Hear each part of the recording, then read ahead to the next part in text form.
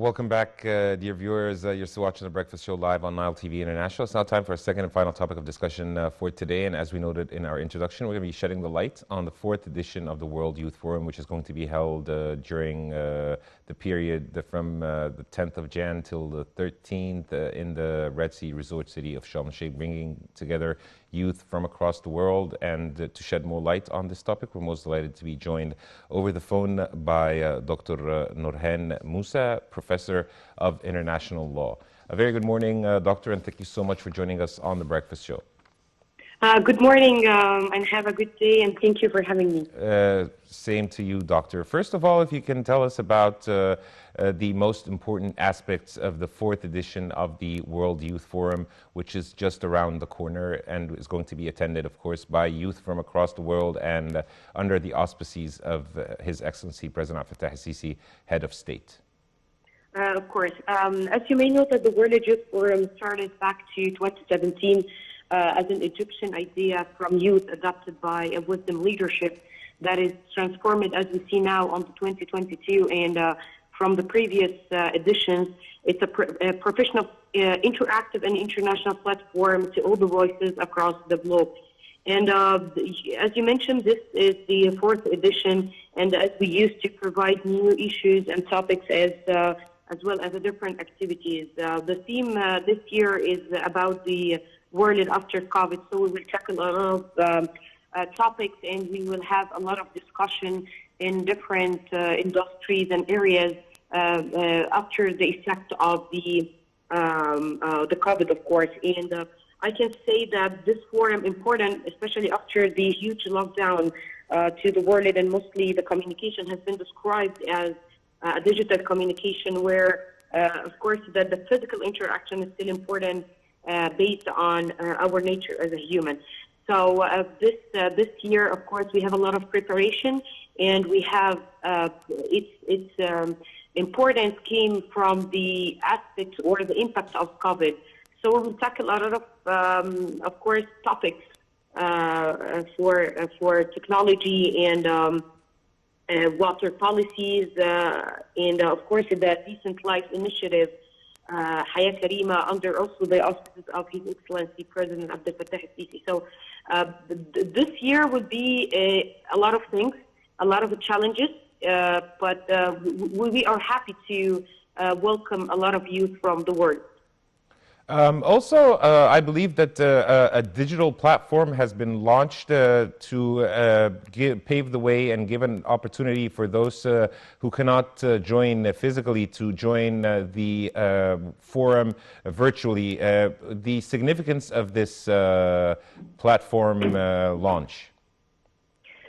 You are right. The issue is because of the social, of course, the distance and the measures that should be taken. We decreased the number of the participants this year. So we also give the world the chance to see the updates and to have much more insights through the technology. You know, like after COVID, the emerging technologies play a vital role in our lives, and the digital platforms also. And the World Youth Forum generally is a huge interactive platform. So as much as you get youth participants here physically, but also we are giving the opportunity to all the world to see us from different digital channels. Yes, indeed. Your expectations, Dr. Norhan, for this fourth edition of the World Youth Forum, and also bridging the gaps between youth from across the world? I expect as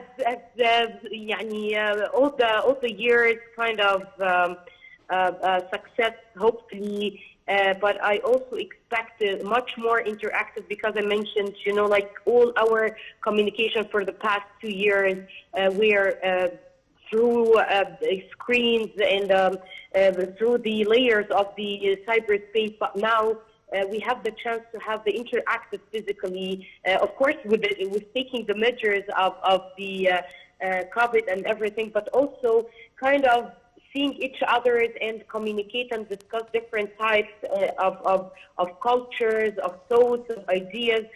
will give much more insights and understanding, bridging, of course, the gaps in different areas like growing the role of financial technology, of course, in emerging markets after the COVID, it become much more wider. So you need to understand how it goes. We have the module this year of the United Nations focused on Human Rights Council. Also, this kind of discussion will give more insights about the human rights and the understanding of human rights from different cultures and different understandings from different countries. This also bridging, but at the same time, decreasing the gap of understanding and solving kind of conflicts, interacted with people, each other is much important. And by the way, I would like to highlight that on the 8th and on the 9th, we have kind of workshops as a preparatory workshops focused on the Sustainable Development Goals and the impact of the pandemic on the Sustainable Development Goals. So I expected a lot, and I hope all the world see that, and all the youth interact even online for contributing, for having a better world. Dr. Norhan, as we're wrapping up, I'd like to listen to your closing remarks. Sure. Thank you again for shedding the light about the forum. And we have a lot of participants from different kinds of countries. I'm very proud that we have a very huge number coming from Africa, the African countries, like Egypt is Arab and African country. Also, we have more entertainment part related to the forum, but also we have the labs for startups and the startup scene. So I would urge all the people who are interested also in the startups to watch the opportunities for the startups that will participate this year, to see more ideas to having a better world and to contribute. So thank you again.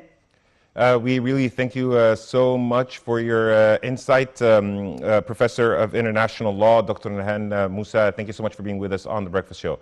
And dear viewers, by this we come to the end of today's episode of The Breakfast Show. Just a quick recap. We discussed Christmas celebrations in Egypt and its history, and we also talked about the 4th edition of the World Youth Forum, which is just around the corner. It's going to be held on the 10th till the 13th of Jan.